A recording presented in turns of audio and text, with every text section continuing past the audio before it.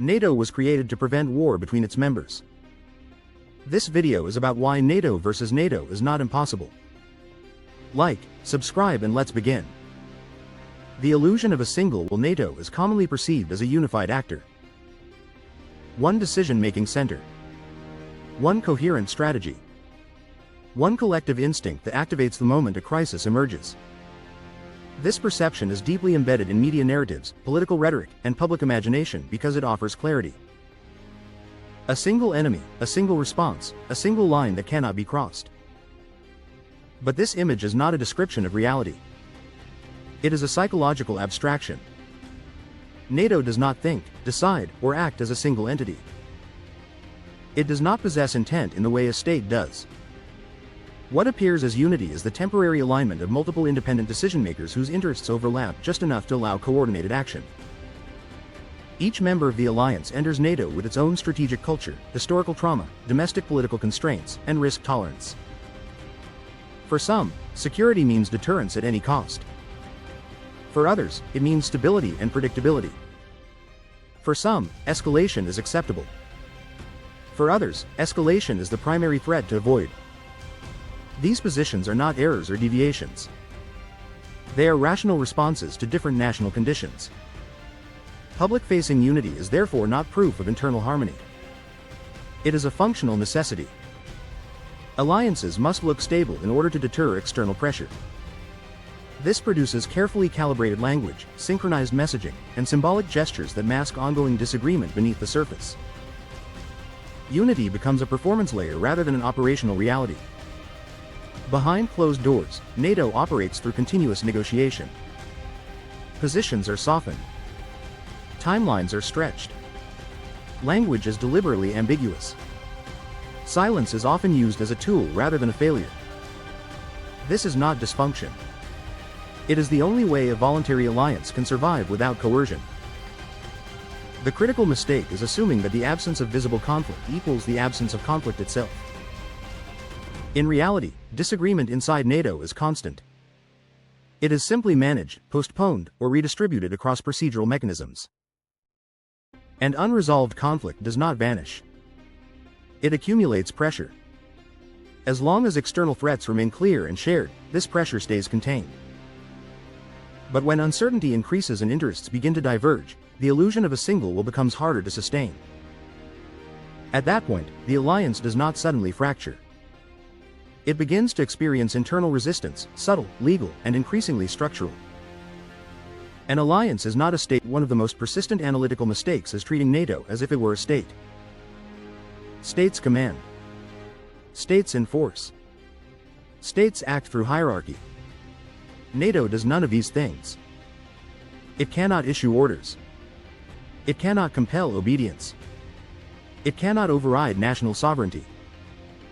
Every action taken under the NATO banner is, at its core, voluntary. Each member retains full control over its armed forces, intelligence capabilities, political decisions, and thresholds for risk. Participation in any operation is conditional and reversible. Even when commitments are made, they are framed through national procedures, parliamentary approvals, and domestic constraints. This is not a weakness of NATO. It is its defining feature. Because of this, NATO functions not as a centralized authority, but as a coordination mechanism. It aligns incentives, distributes information, and provides legitimacy. But it cannot resolve fundamental disagreements. It can only manage them. This structure creates an inherent asymmetry. Some members possess greater military capacity, strategic reach, and agenda-setting power. Others contribute geography, political cover, or symbolic unity. These roles are unequal by design, and they shift over time. But inequality inside an alliance inevitably generates tension. When interests align, this tension is invisible. The system feels coherent. Decisions appear decisive. But when interests diverge, the same structure becomes a source of friction. Veto power slows responses. Conditional commitments dilute outcomes. Language becomes intentionally vague to preserve surface consensus. Importantly, rivalry inside an alliance does not require hostility or bad faith. It only requires misaligned incentives. Two members can both act defensively, legally, and rationally, while undermining each other's objectives through procedural means. Delays, reinterpretations, selective participation, and bureaucratic resistance all fall within the rules. This is where internal conflict actually exists. Not in open confrontation, but in the negotiation space itself. Committees, councils, approvals, and timelines become instruments of power. Influence replaces command. Process replaces force. An alliance does not eliminate competition between its members. It relocates that competition into institutional channels. And as long as those channels remain functional, the alliance holds. But the cost is constant internal pressure, pressure that grows whenever consensus becomes harder to maintain.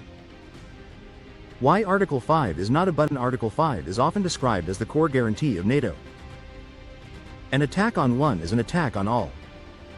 In public discourse, it is treated like a switch, something automatic, inevitable, and absolute. Once triggered, unity supposedly follows by default. This belief is emotionally reassuring, which is precisely why it persists. But Article 5 is not a mechanism. It is a political framework. It does not activate itself. It does not define a response. It does not bypass disagreement. Instead, it initiates a process that requires interpretation, consensus, and political will at every stage. First, members must agree that an attack has occurred. Then they must agree on attribution. Then they must agree on proportionality, timing, and form of response. None of these steps are trivial.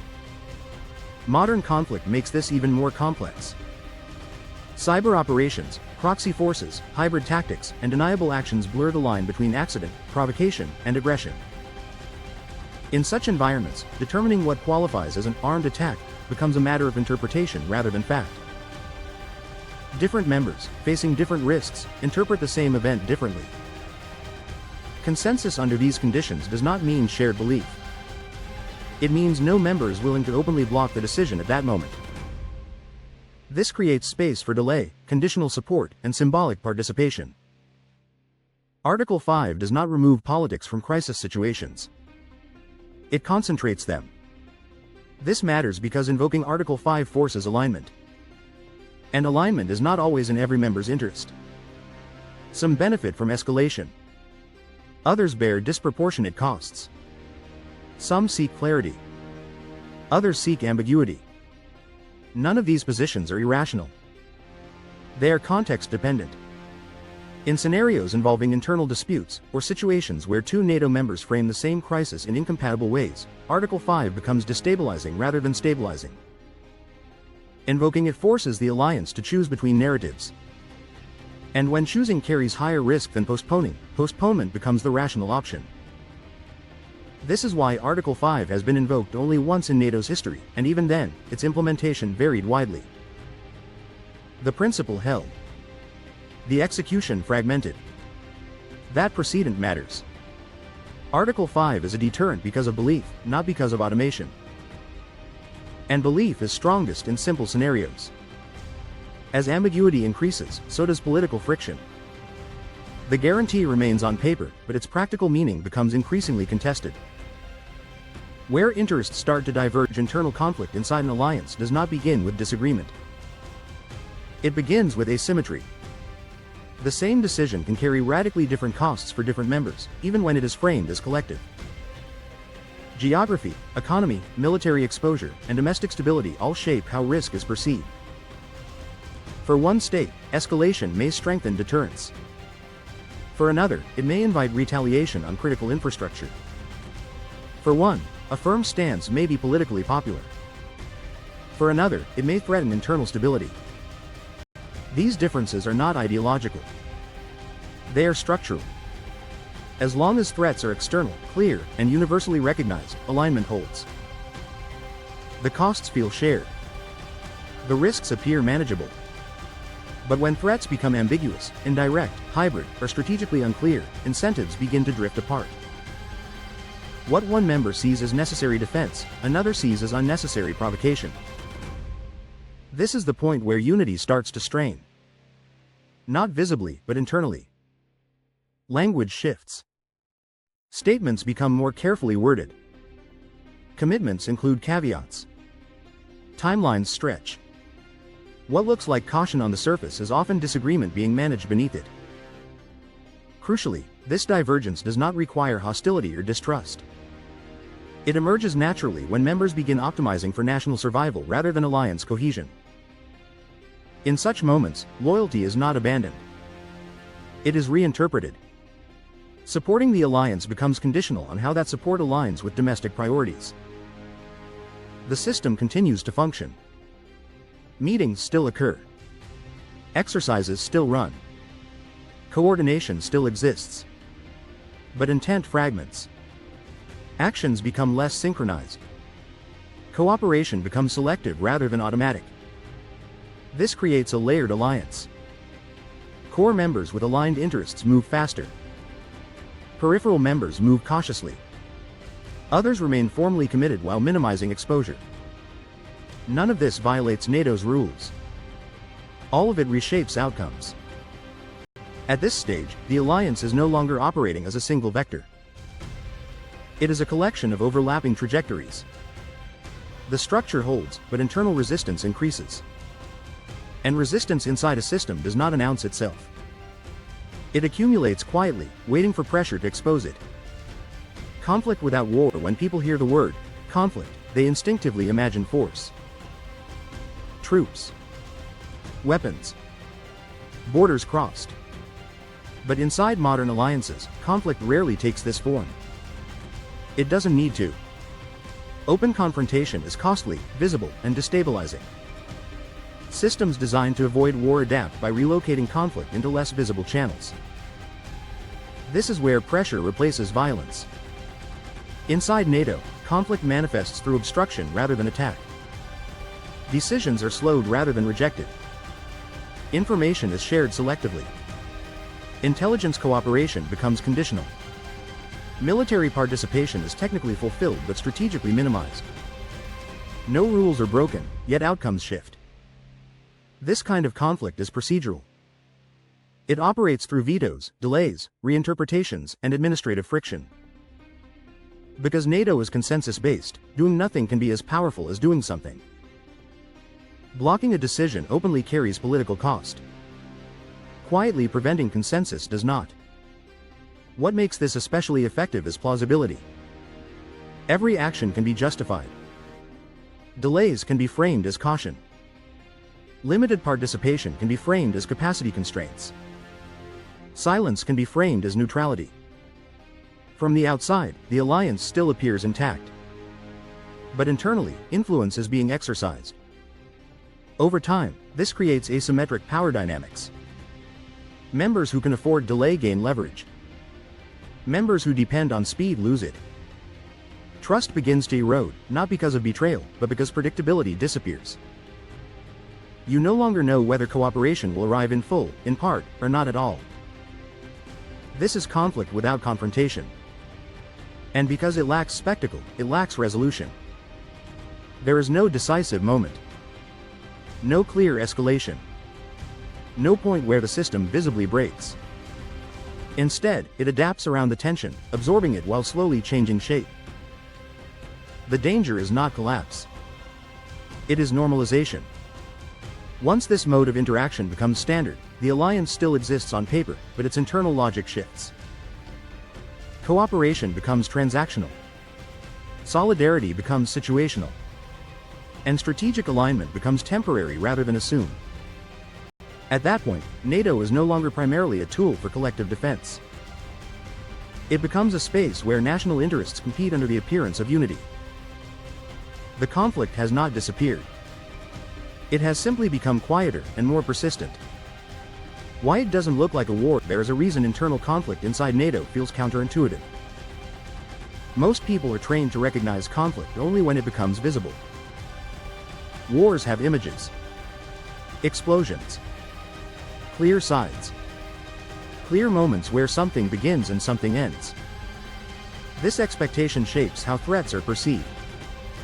But modern systemic conflict does not announce itself.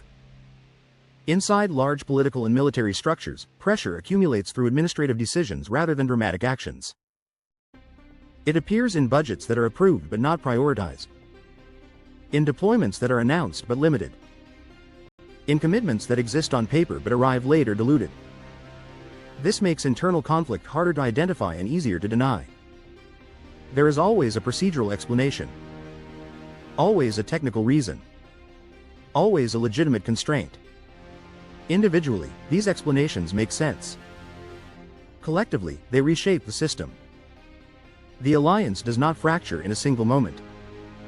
It degrades gradually. Functionality erodes before symbolism. Coordination weakens before rhetoric changes. By the time the public notices, the internal logic has already shifted. This is why expectations of tanks and jets miss the point. NATO members do not need to fight each other directly to apply pressure. They only need to stop moving in the same direction at the same speed. Divergence is enough. Because NATO is built to avoid open confrontation, it lacks mechanisms to resolve internal standoffs decisively. There is no internal enforcement arm. No final arbiter. When disagreement persists, the only available tools are delay, compromise, or avoidance. Avoidance is often the least costly option. This creates a paradox. The very structures designed to prevent war between members also make prolonged internal friction possible. The system absorbs tension instead of releasing it. Stability is maintained, but coherence declines. From the outside, NATO still exists. Its symbols remain. Its statements continue. But internally, coordination becomes increasingly conditional. Cooperation requires renegotiation each time. Trust becomes provisional. This is not failure in the traditional sense. It is transformation under pressure. And transformation is easy to miss when it happens quietly. Why it hasn't happened yet? If internal conflict inside NATO is structurally possible, the obvious question is why it has not manifested openly. The answer is not that the conditions do not exist. It is that the cost of visible rupture is still higher than the cost of silent friction. NATO continues to provide tangible benefits to all its members, even those that experience growing dissatisfaction. Deterrence remains credible. Membership still carries political legitimacy. Access to intelligence, coordination frameworks, and strategic planning mechanisms still offers value that no member can easily replicate alone. Because of this, remaining inside the alliance while resisting quietly is often the optimal strategy. Open confrontation would force clarity. Clarity would force choices. And forced choices create winners and losers. Silent conflict, by contrast, allows ambiguity to persist. This ambiguity is protective. It gives governments room to maneuver domestically. Leaders can signal commitment to the alliance while selectively limiting exposure. They can reassure allies publicly while hedging privately. As long as the alliance framework holds, this duality is sustainable. External pressure also plays a stabilizing role. A clearly perceived outside threat encourages alignment, even when internal disagreements are severe. Under pressure, members tolerate friction they would otherwise confront. Cohesion becomes a defensive reflex rather than an expression of trust. Equally important is inertia. Large institutions are difficult to change quickly. Procedures, habits, and expectations reinforce continuity. Even when confidence erodes, routines remain. Meetings happen because they are scheduled. Cooperation continues because it is already embedded. This creates the appearance of resilience. But resilience is not the same as coherence. What prevents open, NATO versus NATO, dynamics is not harmony, but calculation. As long as every member believes it still gains more from containment than from confrontation, the system holds. The moment that balance shifts, behavior changes, not dramatically, but directionally. Nothing breaks. Nothing explodes. The alliance simply begins to function differently. Why it's still possible? When people hear NATO versus NATO, they imagine a failure so extreme it must announce itself. Open confrontation. Public collapse. A moment where the alliance clearly stops being what it claims to be. That expectation is the final misconception. Because internal conflict inside NATO does not require betrayal, ideology, or intent. It only requires misalignment between the assumptions the system was built on and the reality it is forced to operate in. NATO was designed for a world of clear blocks, identifiable threats, and relatively symmetrical risk perception. In that environment, shared danger produced shared priorities. Today's environment is different. Threats are ambiguous. Escalation is asymmetric. Consequences are unevenly distributed. What stabilizes one member destabilizes another. As these conditions intensify, the alliance does not suddenly turn against itself. It continues to function, but in a way that increasingly redirects pressure inward. Procedures become battlegrounds. Timing becomes leverage. Ambiguity becomes strategy. At that point, versus does not mean hostility. It means resistance. It means members using the alliance framework to limit, redirect, or neutralize outcomes that threaten their own stability, even when those outcomes are framed as collective goals. This is not an accident. It is an emergent property of consensus-based systems under stress. When unity cannot be enforced, it is negotiated. When negotiation fails, it is simulated. And when simulation replaces substance, internal conflict becomes normalized. The alliance still deters. Still coordinates. Still exists. But it no longer guarantees alignment. It guarantees process. That distinction is critical. Because a system built to prevent war can still generate conflict, not by collapsing, but by redistributing friction in ways that are harder to see and harder to resolve. The more the alliance relies on appearance, the more pressure accumulates beneath it. NATO versus NATO is not a scenario where members choose to fight each other. It is a condition where the alliance's internal mechanics begin producing outcomes that resemble opposition rather than cooperation. Not through force. Through friction. Through delay. Through divergence. And systems do not fail because someone wants them to. They fail when their internal logic no longer matches the world they operate in.